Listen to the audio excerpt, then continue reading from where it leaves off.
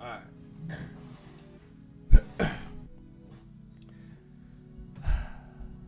Listen, depending on the day, you gonna see Panthers fans argue with each other. And sometimes it be over the stupidest shit. Like, we'll argue over anything. But being in a poverty state for a while now, there's always some news or some type of development or some shit where the fan base has like no choice but to stick together. Like, where the theme is so common and obvious to all of us that to even argue the other point would just be absurd. The topic of wide receiver one for this team got to be one of those themes. It's no secret that the team, the team's on the rise. We got a lot of good pub, a lot of good hype coming our way. There's a lot of people talking about us, but there's still a lot of work to do. And when you look at all the when you look at all the other young quarterbacks and you see the arsenal that they got, what they working with, and all that, all while knowing we own year 3 for Bryce, it kind of puts the urgency to see if Carolina can maximize his rookie contract so they can put some star talent around him so Bryce can take this team to new heights. You feel me? See, I think we all know that we are lacking a number one as of today. What we don't know is where the number one comes from. So is it somebody out there on the market? Do we got to start getting hostages? Make moves to bring one in? Is the answer already on the roster? Do we draft one? There's so many questions that have you running late from your lunch break because you're putting in more time constructing the competitive team you root for more than what you see.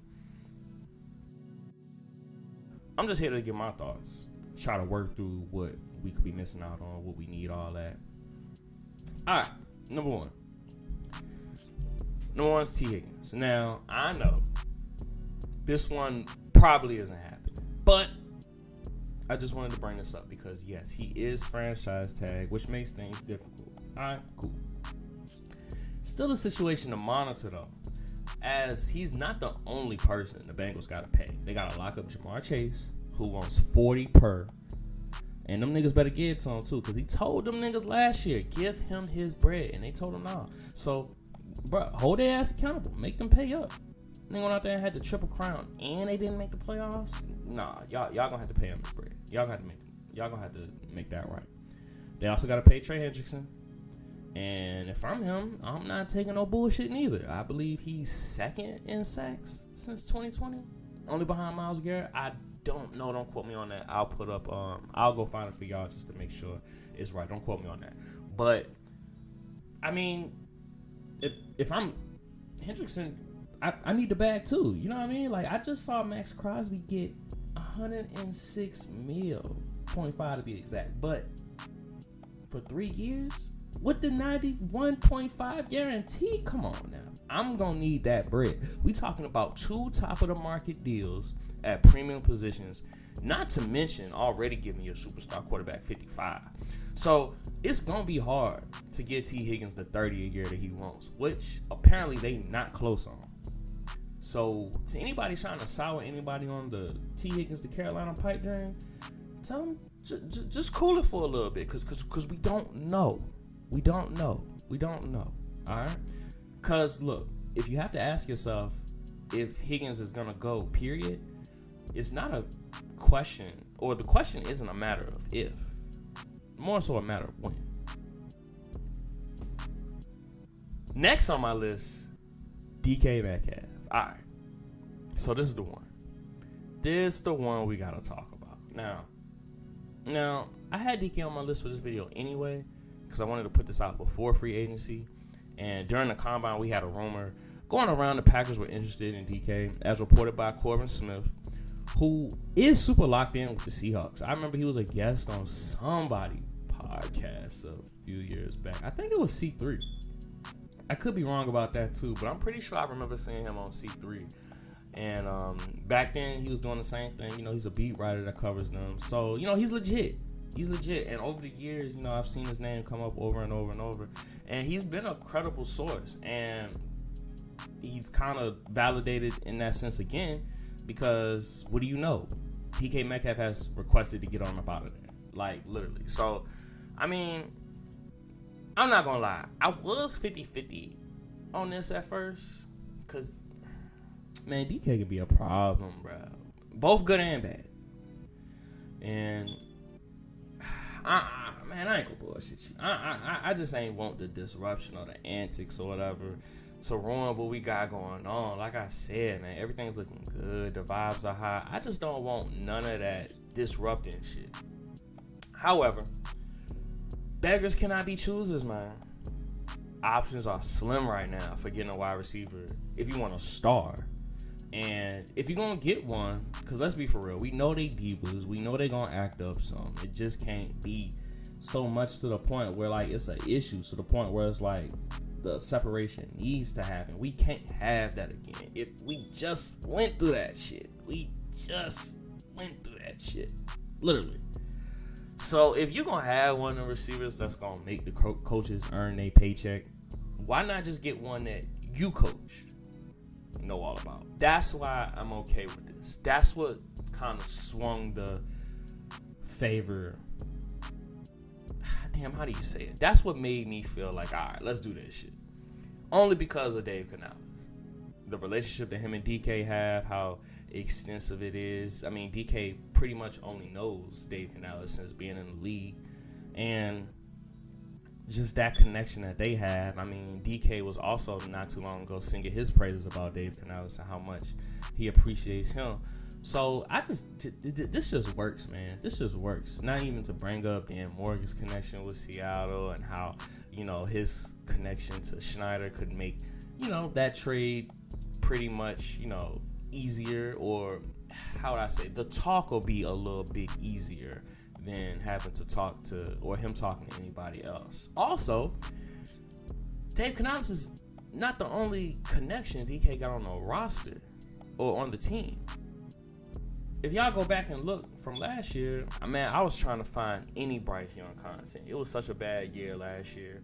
After, like, the season was over, I was just trying to find anybody that could show Bryce any love, you know what I'm saying, be that lookout kind of guy or whatever. And lo and behold, Jordan Palmer invited him to his event where he did, like, flag football jump.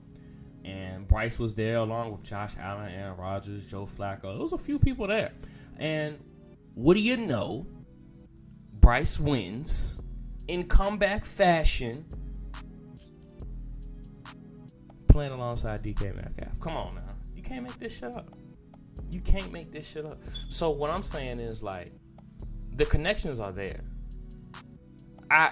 Man, if this was anybody else with these problems, I don't know, but DK is literally a special case when it comes to this type of situation that they got going on.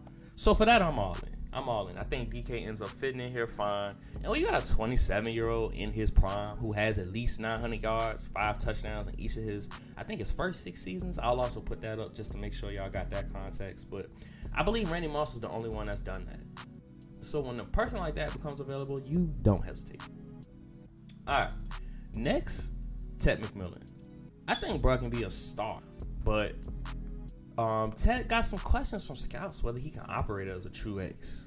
You also got some questions about his long speed, so him not running at the combine doesn't help that. Now, see, I don't care about that type of shit, but I get people wanting to see it and people having some type of, you know, reservation for that. So I get it. I can say right now, though, if he comes here, he will operate as a true X and show just how fast he can be. Because, I mean, everything that he has to potentially offer as a wide receiver, one, is everything that we need. There's been some talk about whether you have to manufacture touches for him or put him in the slot, throwing him screens, 5 and outs, maybe giving him choice routes, shit like that. But who cares? Who cares? Being a wide receiver, one, ain't like about where you line up and shit. It's all about the action that you get. That's it. That's the only thing anybody cares about. It ain't about shit but what you do with your touches when you the number one target. And none suggests Ted wouldn't thrive here given the chance. I mean, I see the speed to get downfield to play his game. No, he's not necessarily a burner. So I get one to see the speed, like I said, but he ain't slow. So what are we talking about? His ability to high point the ball is there. And even more than that, the ability to make athletic and acrobatic catches is there. I mean, the star power is there to be had at pick 8. It's just, will he make it to there? That's what we got to figure out. Those are my top 3 choices for our wide receiver 1 if we upgrade. Other choices include, you got Chris Godwin, which I would not be mad at in the slightest. I don't know if it screams star wide receiver 1 the way we wanted to, but Godwin has that level of talent, and he's been super productive. Not to mention the Dave Canales connection. So him coming to Carolina, he would be very familiar with the offense. The only reason I say I don't know is because I think he resigns. I think Tampa Bay is not going to let him go anywhere. Godwin, I'm expecting will be competing against him more than we will be competing with him. But if we did end up getting him, I definitely think it'd be a good move. Cooper Kupp would be amazing if we didn't already have Adam Thielen. And I'm not going to even sugarcoat this shit. It's exactly what you're thinking. Yeah. That's why. Exactly what you're thinking. That's why. Like, I'm not about to get in here and break down games apart for nuance for the sake of argument. But I'm telling you, when you overall just look at what they're going to be asked to do, like if you break Cooper Kupp in, what you ask him to do, it's going to be the same thing you're asking Adam Thielen to do. At a less clip, because he isn't as healthy as Adam Thielen has been, and he would be more expensive. So respectfully, and I mean this respectfully, I'm good on Kupp. Unless severe moves were made to the wide receiver room and we needed that, I just think we already have that role. Shout out to Kupp though, still a guy out there for sure.